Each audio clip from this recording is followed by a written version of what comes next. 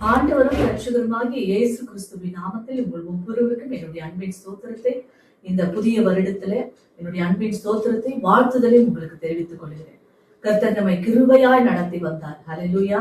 2025 ஆண்டு முழுவதும் கர்த்தர் அவருடைய இரக்கத்தை வெளிப்படுத்தி, அவருடைய தயவை நமக்கு அளித்து, அவருடைய கிருபையினாலும் இரக்கங்களினாலும் அவர் நம்மேல் வைத்த அன்பினால ஆண்டவர் இந்த ஒரு வருடம் முழுவதை நம்மை கண்ணின் மணி போல பாதுகாத்து கரம் பிடித்து நடத்தி இம்மட்டுமா இந்த புதிய வருடத்துக்குள்ளாய் நம்மை கொண்டு வந்திருக்கிறார். ஹல்லேலூயா. நான் எம்மாத்திரம், என் குடும்பம் எம்மாத்திரம் என்று தாவீது சொன்னது போல இம்மட்டுமாய் கர்த்தர் நம்மை கொண்டு வந்திருக்கு. ஆண்டவருடைய கிருபைகளுக்காக இந்த வேலையில நாம் நன்றி செலுத்துகிறோம். ஒரு வருடம், ஹல்லேலூயா. ஆண்டவர் நமக்கு எத்தனை 12 மாதங்கள், 365 நாட்கள், 52 வாரங்களை தேவன் நமக்கு கொடுத்து, சுகத்தை கொடுத்து, பலத்தை கொடுத்து, ஜீவனை கொடுத்து, ஹல்லேலூயா, உதவி நமக்கு உதவி செய்து நல்ல எபினேசனார் இம்மட்டும் நமக்கு உதவி செய்து வந்திருக்கிறார். அவர் இனியும் உதவி செய்ய வல்லவராய் இருக்கிறார். இந்த 2026 ஆண்டில கூட கர்த்தர் நம்மை நடத்த நம்ம என்ன செய்யணும்? அவருடைய பாதத்தை நாம் பற்றி பிடித்துக் கொள்ள வேண்டும், அவரையே சார்ந்து கொள்ள வேண்டும். அப்பொழுது கர்த்தர் இந்த புதிய வருடத்துல கர்த்தர் நம்மை நடத்த அவர் வல்லமுடைய தேவனாய் இருக்கிறார். இந்த புதிய வருடத்துல கூட கர்த்தர் அருமையான ஒரு வாக்கு தத்தத்தை நம்ம ஊழியத்தில் கொடுத்திருக்கிறார். அதை கொஞ்ச நேரம் நம்ம இன்னைக்கு தியானம் செய்ய போகிறோம். ஆதியாகமம் 49 அதிகாரம் வசனங்கள் 22 முதல் 25 முடிய வசனங்கள். ஆதியாகமம் 49 அதிகாரம் வசனங்கள் 22 முதல் 25 முடிய.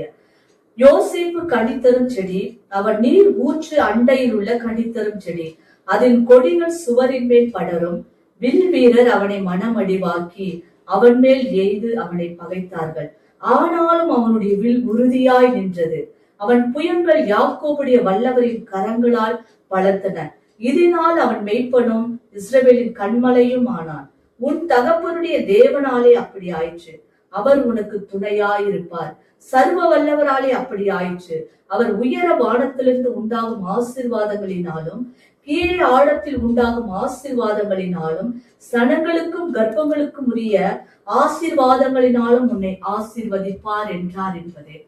இங்க யாக்கோபு தன்னுடைய கடைசி நாளிலே, அவனுக்கு மரணம் வரப்போது, தன்னுடைய கடைசி நாளிலே தன்னுடைய 12 குமாரர்களை அழைத்து அவர்களுக்கு நடக்க போகிற காரியங்களை தீர்க்க தரிசனமாக உரைத்து அவர்களை ஆசீர்வதிக்கும் பொழுது, இந்த அதிகாரம் முழுவதும் அவர்களை ஆசீர்வதிக்கிறார். அவர்களை கூப்பிட்டு 12 பிள்ளைகளையும் ஆசீர்வதித்து அவர்களுக்கு பின்னாடி என்ன நடக்க போகுது அந்த காரியங்களை தீர்க்க தரிசனமாய் உரைக்கிறார்.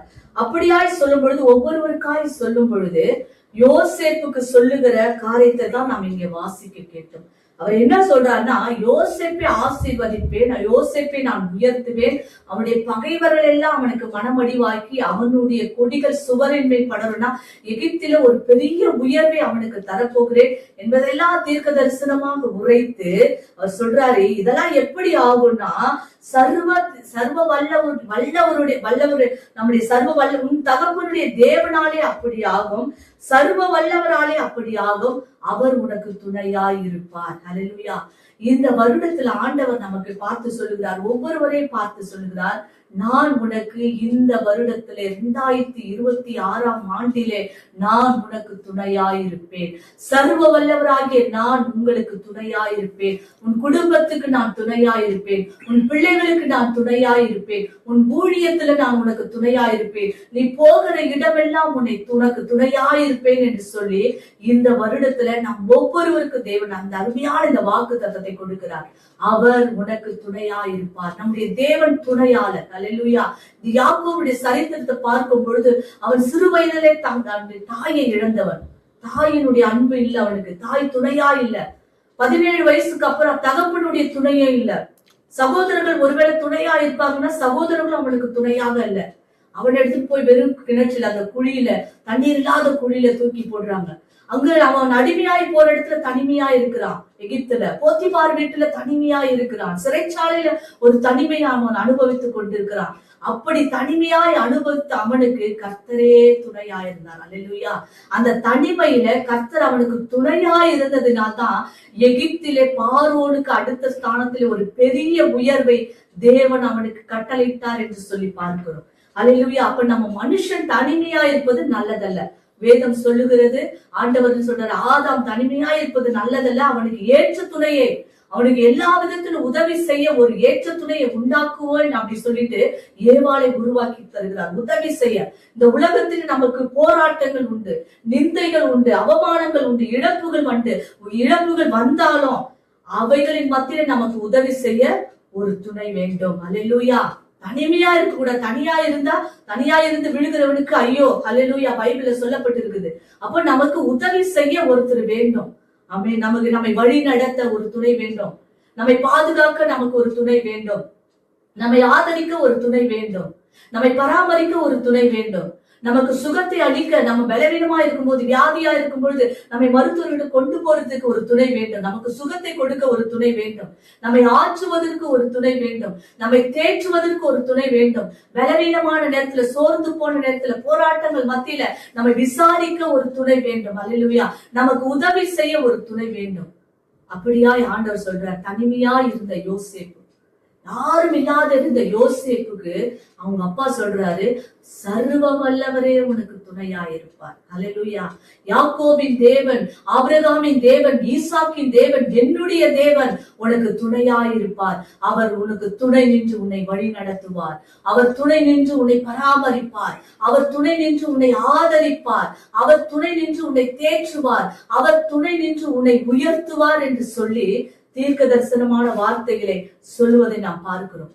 இன்றைக்கு நீங்க அப்படிப்பட்ட சூழ்நிலை, ஒருவேளை 2025ஆம் ஆண்டுல நான் இப்படியாய் தனிமையான சூழ்நிலையில இருந்தேன், என்னை தேற்றுவதற்கு ஒருத்தர் இல்லை, என்னை விசாரிக்க ஒருத்தர் இல்லை, எனக்கு உதவி செய்ய யாருமே இல்லை, அப்படிப்பட்ட சூழ்நிலையில் நீங்கள் இருப்பீர்கள் என்றால் ஆண்டவர் சொல்றாரு, சர்வ வல்லவருடைய தேவன் சொல்றார், சர்வ வல்ல தேவன் சொல்றாரு, முற்பிதாக்களின் தேவன் இன்றைக்கு சொல்கிறார் உங்களை பார்த்து, இந்த 2026ஆம் ஆண்டிலே நான் உனக்கு துணையாயிருப்பேன். ஹல்லேலூயா.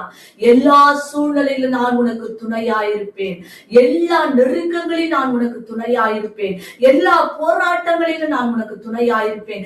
எல்லா நிந்தைகள், அவமானங்கள், கண்ணீரின் பாதைகள், வனாந்தரத்தின் பாதைகளிலே நான் உனக்கு துணையாயிருப்பேன். மரண இருளின் பாதையிலே நான் உனக்கு துணையாயிருப்பேன். நான் உனக்கு துணையாயிருந்து உன்னை வழி நடத்தி, அல்லேலூயா, உன்னை உயர்த்துகிற தேவனாய் இருக்கிறேன். யோசேப்பை உயர்த்தின தேவன் இன்றைக்கு அவர் உங்களுக்கு துணையாயிருந்து இந்த வருடத்துல உங்களை உயர்த்துகிறவராய் அவர் வெளிப்பட போகிறார். அல்லேலூயா. விசுவாசிக்கிறவங்க ஆமென் சொல்லுங்க. அல்லேலூயா. யாக்கோபுடைய தேவன், அல்லேலூயா, சர்வ வல்லவர் உங்களுக்கு துணையாய் இருக்க போகிறார். உங்கள் பிள்ளைகளுக்கு துணையாய் இருக்க போகிறார். உன் குடும்பத்துக்கு துணையாய் இருக்க போகிறார். உன் ஊழியத்தின் பாதையில உனக்கு துணையாய் இருக்கிற போகிறார். நான் தனிமையா இருக்கிறேன் அப்படின்ற சூழ்நிலை இந்த வருடத்துல மாற போகிறது. ஹல்லேலூயா. எந்த கொடிய காலத்துல வாழ்ந்தாலும், என்ன நியூஸ் நம்ம கேட்டாலும், அல்லேலூயா, அழிவுகளை கேட்டாலும் கர்த்தர் சொல்ற, நான் உனக்கு துணையா இருக்கிறேன். ஆமென். அல்லேலூயா. கர்த்தர் எப்படி நமக்கு துணையா இருக்க போகிறார்? அல்லேலூயா. 2026ஆம் ஆண்டிலே கர்த்தர் நமக்கு எப்படி துணையா இருக்க போகிறார் என்பதை நாம 3 காரியங்கள் மூலமாய் நாம இன்னைக்கு தியானிக்க போகிறோம். முதலாவதாக ஏசாயா தீர்க்க தரிசன புத்தகம் 41ஆம் அதிகாரம் 13ஆம் வசனம். ஏசாயா 41:13. உன் தேவனாய் இருக்கிற கர்த்தராகிய நான் உன் வலது கையை பிடித்து பயப்படாதே, நான் உனக்கு துணை நிற்கிறேன். ஆண்டவர் சொல்ற, உன் தேவனாய் இருக்கிற கர்த்தர் எப்படியா நம்முடைய வலது கையை பிடித்து நாம் பயப்படுகிற சூழ்நிலையில துணையா இருப்பேன் என்று வாக்கு பண்ணுகிறார். இந்த நாட்களில நம்ம பயம், நம்மள ஒரு மனிதனை பாத்தீங்கன்னா எல்லா சின்ன பிள்ளைகளிலிருந்து பெரியோர் மட்டும், வயசானவங்களை மட்டும் அந்த பயம் ஆட்கொண்டு இருக்கிறது. ஏன்னா அப்படிப்பட்ட அழிவுகளை நாம் பார்த்து கொண்டு இருக்கிறோம். உலகத்துல நடக்கிற அழிவுகள், நாசம், மோசங்கள், வன்முறைகள், போராட்டங்கள், பிரிவினைகள், போர், அபாயங்கள், இதெல்லாம் கேள்விப்படும் போது மனுஷனுடைய இருதயம் பயத்தினால நிறைந்து இருக்கிறது. ஒரு பயமான சூழ்நிலை வாழ்ந்து கொண்டு இருக்கிறோம். சின்ன பிள்ளையில இருந்து பெரியோர் மட்டும் அந்த பயம் இருக்கிறது. இந்த பயம் பாத்தீங்கன்னா கொடிய சாத்தானுடைய சக்தி. நான் சொல்றேன், சாத்தானுடைய கொடிய ஆயுதம் பயம். ஒரு மனுஷனை, எப்பேற்பட்ட தைரியமான மனுஷனை கூட இந்த பயம் வரும்பொழுது அவனை என்ன செய்யும்? நிலைக்குலைய வைத்துடும். அல்லேலூயா. அவனை கீழே விழ வைக்கும் இந்த பயம். இந்த பயம் வரும்போது அது தனியா வராது, அது கூட கலக்கத்தையும், கவலையும், கண்ணீரையும் கொண்டு வரும், வியாதியை கொண்டு வரும், மன அழுத்தத்தை கொண்டு வரும், மனவியாதியை கொண்டு வரும், கூடவே மரணத்தை கொண்டு வரும். கடைசியில் நம்முடைய ஆயுளை குறைக்கக்கூடியதா இருக்கிறது. அப்படிப்பட்ட இந்த பயமான சூழ்நிலை, ஒருவேளை நீங்க பயந்து கொண்டிருக்கலாம், ஏதோ ஒரு காரியத்துல நீங்க பயந்து கொண்டிருக்கலாம். ஒருவேளை நீங்க தனிமையா இருக்கிறதுனால பயந்து கொண்டிருக்கலாம். ஒருவேளை உங்களுடைய வாழ்க்கையில இதுவரைக்கும் நான் தோல்வியை சந்தித்து கொண்டிருக்கிறேன், நீங்க பயந்து கொண்டிருக்கலாம். ஒருவேளை உங்களுக்கு வயசாயிடுச்சு, எனக்கு முதுமை வந்துருச்சு, நான் வயசாயிட்டேன், என்னை யார் பார்த்துக் கொள்வார், அந்த பயத்தினால நீங்க இன்னைக்கு இன்றைக்கு வாழ்ந்து கொண்டிருக்கலாம். ஒருவேளை தீய மனுஷர்கள், பொல்லாத மனுஷர்கள் உங்களை சுற்றி இருக்கலாம், அவர்களுக்கு நீங்க பயந்து கொண்டிருக்கலாம். ஒருவேளை மரணத்தை பார்த்து நீங்க பயந்து கொண்டிருக்கலாம். ஐயோ எனக்கு வியாதி வந்துருச்சு, இந்த பலவீனம் வந்துருச்சு, கொடிய வியாதி வந்துருச்சு, நான் எப்படி உயிர் பிழைப்பேன் என்று இந்த வியாதினால நீங்கள் பயந்து கொண்டிருக்கலாம். இந்த பயப்படுகிற சூழ்நிலை தான் ஆண்டவர் சொல்றாரு, எப்படி நம்மளை துணை நிற்பாரா, வலது கையை பிடிச்சு, நம்முடைய வலது கையை பிடிச்சு, பயப்படாத நான் இருக்கிறேன், நான் எல்லாத்தையும் பாத்துக்கிறேன் அப்படின்னு சொல்லும் பொழுது நமக்கு எவ்வளவு சந்தோஷம் இருக்குல்ல. நம்முடைய தேவன் அப்படிதான், நம்ம பயப்படுகிற சூழ்நிலையில, தாவீது அப்படிதான் சொல்றார், நான் பயப்படுகிற நாளில் உம்மை நம்புவேன் என்று சொல்லுகிறார். அல்லேலூயா. பயப்படுகிற நாளில நம்ம என்ன செய்ய, அங்கே இங்கே ஓடாதபடி தேவனுடைய கரத்தை பிடித்துக் கொள்ள வேண்டும். ஏன் சொல்றாருன்னா, வலது கையை பிடித்து பயப்படாதே. அல்லேலூயா. பயப்படுகிற சூழ்நிலை உள்ள பிள்ளைகளை பார்த்து நான் சொல்லுகிறேன், நீங்க பயப்படாதீங்க, கர்த்தர் உங்கள் வலது கையை பிடிக்க வருகிறார். இந்த வருடத்துல உன் வலது கையை பிடித்து பயப்படாத, நான் உனக்கு துணை நிற்கிறேன், உன் வலது பக்கத்துல நான் உனக்கு நிழலாய் நிற்கிறேன், நீ பயப்படாத, எதை குறித்து நீ பயப்படாத. பயப்படுகிற சூழ்நிலை வரும்பொழுது நாம செய்ய வேண்டிய ஒரே ஒரு காரியம் என்ன தெரியுங்களா, நமக்கு பயப்படுகிற சூழ்நிலை அருமையான ஒரு வாக்குத்தத்தத்தை தேவன் நமக்கு கொடுத்திருக்கிறார். நான் என்ன சொல்லுகிறேன், ஆபத்து காலத்து கர்த்தருக்கு பயப்படுகிறவர்களே கர்த்தரை நம்புங்கள், அவரே அவர்களுக்கு துணையாய் அவர்களுக்கு கேடகமாய் இருக்கிறார். அப்போ பயப்படும் பொழுது நம்ம கர்த்தரை நம்ப வேண்டும், அவர் நமக்கு துணையா இருந்து எப்படி இருக்கிறாரா, கேடகமா இருக்கிறாரா. அதனால நம்ம எந்த காரியத்தை குறித்தும் பயப்படாதபடி நீங்க என்ன செய்வீங்க, கர்த்தரை சார்த்து கொள்ளுங்க, கர்த்தரை நம்புங்க. நம்ம பயந்து கொண்டே இருந்தா அந்த பயப்படுகிற காரியம் நமக்கு வந்து நேரிடும். யோபு சொல்றார், நான் பயப்பட்ட காரியம் எனக்கு நிகழ்ந்தது, நான் அஞ்சினது எனக்கு நேரிட்டது. எதை குறித்து ஏதோ ஒரு குறித்து பயந்துனே இருப்போம். நம்ம சில வேளையில ஒண்ணுமே நடக்கலனாலும் அது நடந்துருமோ, இது ஆயிடுமோ, எனக்கு விபத்து வந்துருமோ, எனக்கு நோய் வந்துருமோ அப்படின்னு சொல்லி பயந்து கொண்டே இருப்போம்.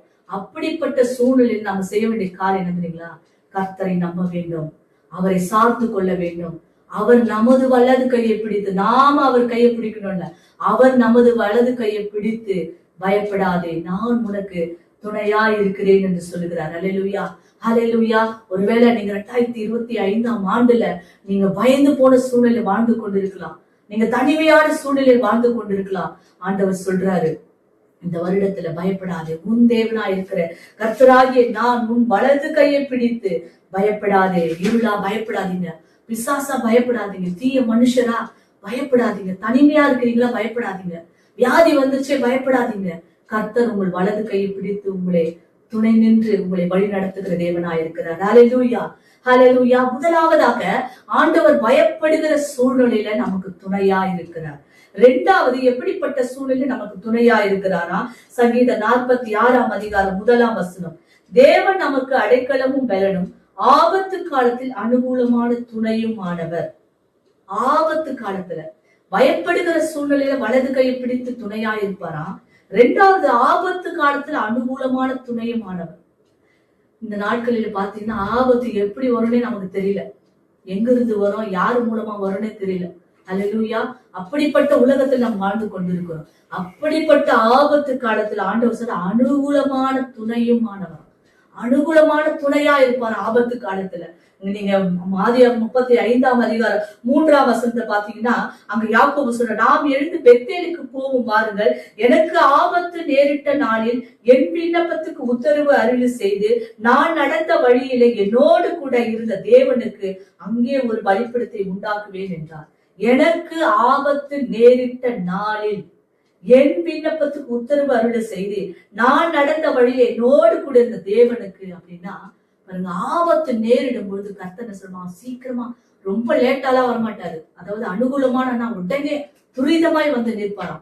யாக்கோபுக்கு அப்படிதான் வந்து நிற்கிறார். யாக்கோபு ஏசாவை எதிர்கொள்ள வருகிறார்.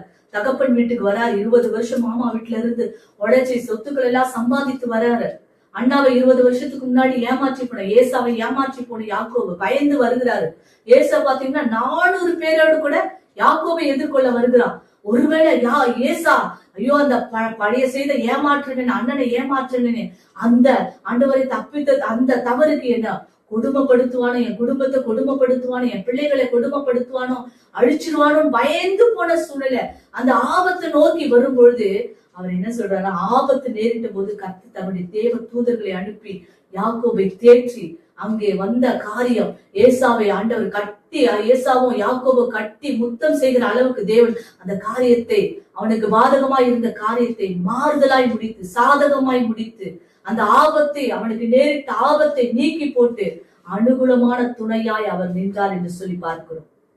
ஹல்லேலூயா, ஹல்லேலூயா. நீங்க 2 நாளாகமம் 14ஆம் அதிகாரம் 11ஆம் வசனத்துல அப்படிதான் ஆசாவுக்கு விரோதமாய் ஒரு கூட்டம் வருது. ஹல்லேலூயா, ஹல்லேலூயா. அவன் ஆசா ரொம்ப யூதாவின் ராஜா, கர்த்தருக்கு பிரியமானதை செய்தான்னா, கர்த்தருக்கு நன்மையான காரியங்களை செய்தானா. ஆனா அவனுடைய வருஷத்துல பாத்தீங்கன்னா அவன் ஆட்சி செய்த நாட்களில 10 வருஷம் யுத்தம் இல்லாம அமைதியா இருந்ததான். ஏன்னா அப்படி கர்த்தருக்கு பிரியமானதை செய்தவன். அப்படிப்பட்ட ஒரு சூழ்நிலை திடீர்னு ஒரு ஆபத்து அவனுக்கு வருகிறது. எத்தியோப்பியர்கள் வராங்க, 10 லட்சம் எத்தியோப்பியர்கள் வராங்க.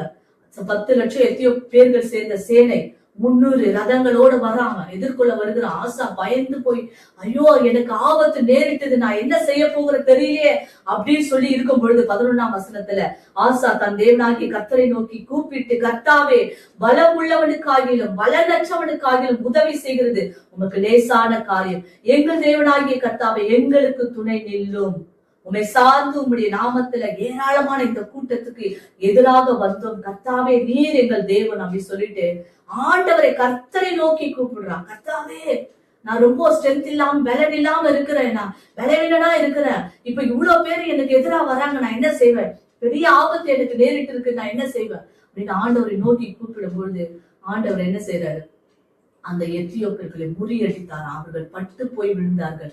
அவர்கள் ஆசாவுக்கு யூதாவுக்கு முன்பாக முறிந்து விழுந்தார்கள், நொறுங்கினார்கள் என்று சொல்லி வேதத்துல பார்க்கிறோம். ஒண்ணுமே நான் சின்ன சப்பதம் பண்றான், துணை நில்லும், எனக்கு ஆபத்து வந்திருக்கு, துணை நில்லும். அப்போ ஆபத்து நேரத்துல நம்ம இருக்கும் பொழுது நம்ம செய்ய வேண்டிய ஒரு காரியம் என்னன்னா, ஆபத்து காலத்துல என்னை நோக்கி கூப்பிடு, நான் உன்னை விடுவிப்பேன், நீ என்னை மகிமைப்படுத்துவாய். அல்லேலூயா. ஆண்டவர் என்ன சொல்றாரு, ஆபத்து காலத்துல நம்ம இருக்கும் பொழுது ஏதோ ஒரு ஆபத்து நமக்கு துரிதமாய் வந்து கொண்டிருந்தது. அப்ப என்ன செய்யணும்னா, ஆபத்து காலத்துல அவரை நோக்கி நாம் கூப்பிட வேண்டுமா, அப்பொழுது அவர் நம்மை விடுவிக்கிற தேவனாய், நாம் அவரை மகிமைப்படுத்துகிற மாதிரி ஆண்டவர் என்ன செய்வார், அந்த ஆபத்தை நீக்கப்படுகிற தேவனா இருக்கிறார். சங்கீதம் 91:15 அவன் என்னை நோக்கி கூப்பிடுவான், நான் அவனுக்கு மறு உத்தரவு அருளி செய்வேன், ஆபத்தில் நானே அவனோடு இருந்து அவனை தப்புவித்து அவனை கனப்படுத்துவேன். அல்லேலூயா. ஆண்டவர் நேரத்துல, ஆபத்து நேரத்துல நம்ம என்ன செய்யறோம், ஆண்டவர் என்ன செய்யறோம், கேள்வி கேட்போம். ஏன் ஆண்டவர் எனக்கு இந்த ஆபத்து, உண்மைதானே நான் சார்ந்து இருக்கிறேன், உமக்காக தானே இருக்கிறேன், நான் நல்ல வேதத்தை வாசிக்கிறேன், ஜெபம் பண்றேன்னு, நான் ஊழியம் செய்யறேன்னு, ஆண்டவரே ஏன் எனக்கு இந்த ஆபத்து வருது, ஏன் இந்த ஆபத்து நேரிட்டது ஆண்டவர், நம்ம ஆண்டவத்துல என்ன செய்ய கேள்வி கேட்போம். ஆனா ஆண்டவர் சொல்றாரு, கேள்வி எல்லாம் கேட்காத, ஆபத்து வருதா என்னை நோக்கி கூப்பிடு, ஆமென், நான் உன்னை விடுவிப்பேன், நீ என்னை மகிமைப்படுத்துவார், என்னை நோக்கி கூப்பிடு, நீ அறியாததும் உனக்கு எட்டாதமான பெரிய காரியங்களை செய்வேன். அப்படிதான் இந்த ஆசாவுக்கு செய்யறார், பெரிய காரியங்களை செய்யறார். எத்தியோப்பியர்கள் பட்டு விழுந்தார்கள், முறிந்து ஓடினார்கள்.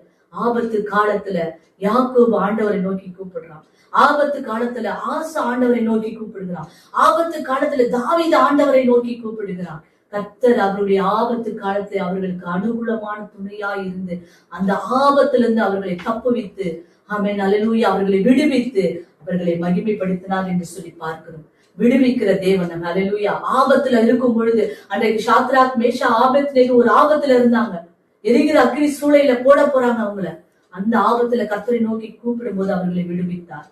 தானியேல் சிங்கக்கவியில ஆபத்துல நோக்கி கர்த்தரை நோக்கி ஜெபம் பண்றாரு. ஆண்டவர் அந்த ஆபத்தை நீக்கி போட்டு ஆமென் தானியேலை வெளியே கொண்டு வருகிறார், விடுவிக்கிறார்.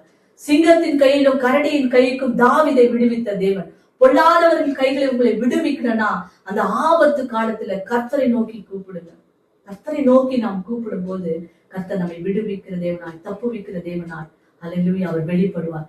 இந்த 2026ஆம் ஆண்டுல கர்த்தர் உங்களை பார்த்து சொல்றார், நான் உனக்கு துணையாய் இருப்பேன், பயப்படுகிற சூழ்நிலை நான் உனக்கு துணையாய் இருப்பேன், ஆபத்து காலத்துல அனுகூலமான துணையாய் இருப்பேன். மூன்றாவது ஒரு காரியத்தை சொல்லி நாம் முடிப்போம். 2 நாளாகமம் 32ஆம் அதிகாரம் 8ஆம் வசனம். 2 நாளாகமம் 32:8 அவனோடு இருக்கிறது மாம்சபயம், நமக்கு துணை நின்று நம்முடைய யுத்தங்களை நடத்த நம்மோடு இருக்கிறவர் நம்முடைய தேவனாகிய கர்த்தர் தானே என்று சொல்லி அவர்களை தேற்றினான். யூதாவின் ராஜாவாகிய எசேக்கியா சொன்ன இந்த வார்த்தைகளின் மேல் ஜனங்கள் நம்பிக்கை வைத்தார்கள். அவனோடு இருக்கிறது மாம்சமுயம். நமக்கு துணை நின்று நம்முடைய யுத்தங்களை நடத்துகிறவர் பெரியவர். ஹல்லேலூயா, ஹல்லேலூயா. நம்முடைய தேவனாகிய கர்த்தர் நமக்கு துணை நின்று நம்முடைய யுத்தங்களை நடத்துகிறார். முதலாவதா பயப்படுகிற சூழ்நிலை அவர் துணையா இருப்பார். இரண்டாவது ஆபத்து காலத்துல அனுகூலமான துணையா இருப்பார். மூன்றாவது யுத்தத்தை நடத்துகிற துணை. நமக்கு விரோதமாய் வருகிற யுத்தங்கள் எப்போ ஒரு தேவ பிள்ளை ரட்சிக்கப்பட்டோமோ அப்பொழுது நம்ம ஒரு யுத்த களத்துல நின்று கொண்டிருக்கிறோம். அல்லேலூயா. ரட்சிக்கப்பட்ட அந்த நாள்ல இருந்து நம்ம ஒரு யுத்த களத்துல நின்று கொண்டிருக்கிறோம். நமக்கு விரோதமாய் வானத்தின் சேனைகள், பொல்லாத ஆவியின் சேனைகள், பிரபஞ்சத்தின் அந்தகார லோகாதிபதிகள், வான மண்டல கிரியை செய்கிற பொல்லாத ஆவியின் சேனைகள், விழுந்து போன வல்லமைகள் எல்லாம் நமக்கு எதிராக யுத்தம் பண்ணி கொண்டே இருக்கிறது. ஹல்லேலூயா. ஒரு யுத்த களத்துல நாம் நின்று கொண்டிருக்கிறோம். ஆண்டவர் சொல்றாரு, மாம்ச புயத்தினால நீ யுத்தங்களை செய்ய முடியாது. கர்த்தருடைய துணையினாலதான் நமக்கு விரோதமாய் வருகிற யுத்தங்களை செய்ய முடியும். எசேக்கியா ராஜா அப்படிதான் சொல்றாரு. எசேக்கியா ராஜாவுக்கு விரோதமாய் அசீரிய ராஜா சனகரிப் பயங்கரமா நிந்திக்கிறான். தேவனை, யெகோவா தேவனை நிந்திக்கிறான். இஸ்ரவேலின் தேவனை நிந்திக்கிறான். அந்த தேவன் உங்க கையில இருந்து, என் கையில இருந்து உங்களை எப்படி தப்பி வைக்க முடியும் பாக்கலாமா அப்படின்னு சவால் விடுறான். கேவலமா பேசுறான். இஸ்ரவேலின் தேவனை நிந்திக்கிறான். அப்படிப்பட்ட சூழ்நிலை எசேக்கியா ஒன்னும் செய்யல. ஜனங்களை எப்படி அவன் வந்து வார்த்தையினால தேற்றுறான். என்ன வார்த்தையினால தேற்றுனா, அவனோடு இருக்கிறது மாம்சபயம், நமக்கு துணை நின்று நம்முடைய யுத்தங்களை நடத்த நம்மோடு இருக்கிறவர் நம்முடைய தேவனாகிய கர்த்தர் என்று சொல்லி ஜனங்களை அந்த வார்த்தையின் மூலமாய் அவன் ஆண்டவர் மேல நம்பிக்கை வைக்கிறான். நம்பிக்கை வைங்க, ஆண்டவர் நம்பிக்கை வைங்க. அவர்தான் நமக்கு யுத்தங்களை செய்கிற, நமது சார்பாக நமது யுத்தங்களை செய்கிறவர் அவர்தான். அவர் பெரியவர். அல்லேலூயா, ஹல்லேலூயா. 1 சாமுவேல் 17ஆம் அதிகாரம் 45-47 பாத்தீங்கன்னா தாவீது அப்படிதான் சொல்றாரு, ராணுவங்களின் தேவன், அவர் சேனைகளின் கர்த்தர். அவன் சொல்றான். அதற்கு தாவீது பெலிஸ்து நோக்கி, நீ பட்டயத்தோடு ஈட்டியோடு கேடகத்தோடு என்னிடத்தில் வருகிறார், நானோ நீ நிந்தித்த இஸ்ரவேலுடைய ராணுவங்களின் தேவன், சேனையுடைய கர்த்தரின் நாமத்தினாலே உன்னிடத்தில் வருகிறேன். நம்முடைய தேவன் யாரா? சாதாரண தேவன் அல்ல. அவர் ராணுவங்கள் வச்சிருக்கிறாராம். அவர்கிட்ட என்னென்ன ராணுவங்கள் இருக்கிறது? ஹல்லேலூயா. அவருக்கு திரளான நட்சத்திரங்கள் உண்டு. அவரிடத்துல திரளான தேவ தூதர்கள் உண்டு. அவருடைய சேனையில் திரளான தேவ தூதர்கள் இருக்கிறார்கள். அவருடைய சேனையில் திரளான நட்சத்திரங்கள் உண்டு. அவருடைய சேனையில் திரளான அக்கினி ரதங்களும் குதிரைகளும் உண்டு. அவருடைய சேனையில் திரளான பரிசுத்தவான்கள் இருக்கிறார்கள். அல்லேலூயா. அவருடைய சேனை இருக்கும் பொழுது நம்ம என்ன செய்யறோம்? ஈட்டியோடு நீ என்ன எப்படி வர? ஈட்டியோடு பட்டயத்தோடு என்னிடத்துல வர. நான் அப்படி வரமாட்டேன்.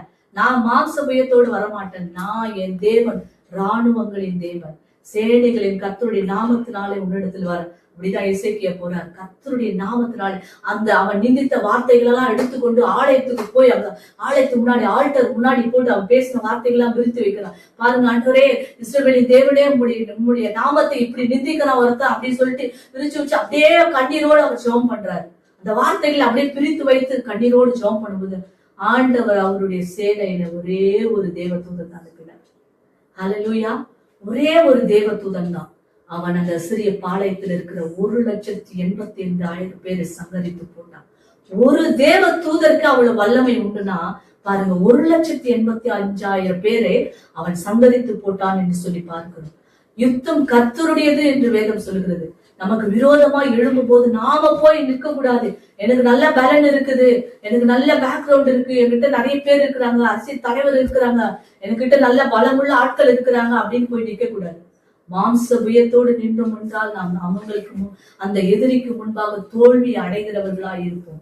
கர்த்தருடைய துணை நின்று கர்த்தரை நாம் முன்னிட்டு நிற்கும் பொழுது அவர் சொல்றார், யுத்தம் கர்த்தருடையது, ஜெயம் உன்னுடையது, தேவ பிள்ளையுடையது, தோல்வியோ சாத்தானுடையது, தோல்வியோ எதிரியினுடையது என்று சொல்லி வேதத்துல நான் பார்க்கிறோம். அப்படிதான் தாவீது ஜெயித்தாரு. அப்படிதான் எசேக்கியா ராஜா ஜெயிக்கிறார். ஹல்லேலூயா, ஹல்லேலூயா. ஆண்டவருடைய துணை நின்று நம்ம யுத்தங்களை செய்ய வேண்டும். எந்த யுத்தத்துக்கு நம்ம போய் நிற்க முடியாது. ஆண்டவர் சொல்றார், நமக்கு என்ன சர்வாயுத வர்க்கத்தை கொடுத்திருக்கிறார். சத்தியம் என்ன கேடகம், தலைச்சிரா, நீதி என்னும் மார்க்கவசம், விசுவாசம் என்ன கேடகம், அதையெல்லாம் கொடுத்து சர்வாயுத வர்க்கத்தை நம்ம கொடுத்திருக்கிறார். ஆவி என்னும் அச்சாரத்தை கொடுத்திருக்கிறார். அவைகளை நாம் தரித்து கொண்டு பிடித்து கொண்டு நம்ம என்ன செய்யணும்? அந்த யுத்தத்துல போய் நிற்க வேண்டும். ஆமென். ஹல்லேலூயா. தீமையோடு எதிர்த்து நிற்கும் பொழுது, சத்துருவோடு எதிர்த்து நிற்கும் பொழுது, நமக்கு விரோதமாய் போராடி கொண்டிருக்கிற வானவட கிரியை செய்கிற பொல்லாத ஆவின் சேனைகளோடு எதிர்த்து நிற்கும் பொழுது கர்த்தர் நின்று என்ன செய்வாரா? யுத்தம் செய்வார். ஹல்லேலூயா. கர்த்தர் முன்னாடி போய் நம் சார்பில், அப்படிதான் யாத்திரம் 14ஆம் அதிகாரம் 25ஆம் வசனத்துல பாக்குறாரு. அவர்களுடைய ரதங்களிலிருந்து உருளைகள் கழலவும் அவர்கள் தங்கள் ரதங்களை வருத்தத்தோடு நடத்தவும் பண்ணினார். அப்பொழுது எகிப்தியர் இஸ்ரவேலரை விட்டு ஓடி போவோம், கர்த்தர் அவர்களுக்கு துணை நின்று எகிப்திற்கு விரோதமாய் யுத்தம் பண்ணுகிறார் என்றார்கள். அவங்க என்ன சொல்றாங்களா? ஓ, கர்த்தர் எகிப்தியருக்கு விரோதமாய் நின்று அவர்களுக்கு துணை நின்று, தேவ ஜனங்களுக்கு துணை நின்று நமக்கு விரோதமா யுத்தம் பண்ணுகிறார் என்று சொல்லி ஓடி போனார்களாம். ஹல்லேலூயா. யுத்தம் நம்முடையதல்ல, யுத்தம் கர்த்தருடையது. எதைக்கும் முன்னாடி போய் நம்ம நிக்க கூடாது. ஓ, இது சண்டை வந்துருச்சு, இப்போ நிக்கலாம், எதிர்த்து நிக்கலாம், பேசலாம், துணிகரமா பேசலாம். இல்ல இல்ல, ஆண்டவருடைய சமூகத்துல எசேக்கியாவை போல தேவாலயத்துல போய் அவன் எல்லாத்தையும் விருத்தி அப்படியே அவன் பேசின நிந்தையான வார்த்தைகளை, கேவலமான வார்த்தைகளை ஒருவேளை அப்படி யாராவது உங்ககிட்ட பேசியிருப்பார்கள் என்றால் கர்த்தருடைய சமூகத்துல போய் தேவ சமூகத்துல சொல்லுங்க, கர்த்தர் உங்களுக்காக துணை நின்று அல்லேலூயா உங்களுடைய யுத்தங்களை நடத்த உங்களோடு இருக்கிறவர் பெரியவராயிருக்கிறார்.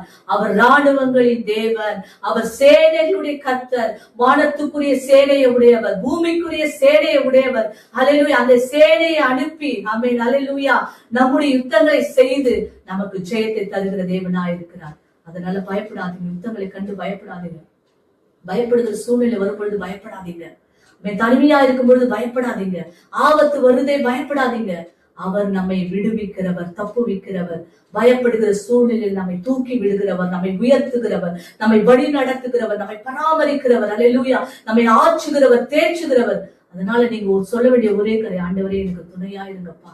இந்த 2025ஆம் ஆண்டுல துணையா இருந்தீங்க ராஜா, 26ஆம் ஆண்டிலும் எனக்கு துணையா இருந்த தகப்பனே. எல்லாரும் கண்களை மூடி நாம் ஜெபம் செய்வோமா? ஹல்லேலூயா. அப்பா, நன்றியோடு துதிக்கிறோம் தகப்பனே. அப்பா, ஸ்தோத்திரிக்கிறோம் ஆண்டவரே. இந்த 2025ஆம் ஆண்டுல எங்களோடு கூட இருந்தீங்களப்பா. ஹல்லேலூயா. எங்களை வழி நடத்துனீங்கப்பா, எங்களை பாதுகாத்தீங்க ராஜா.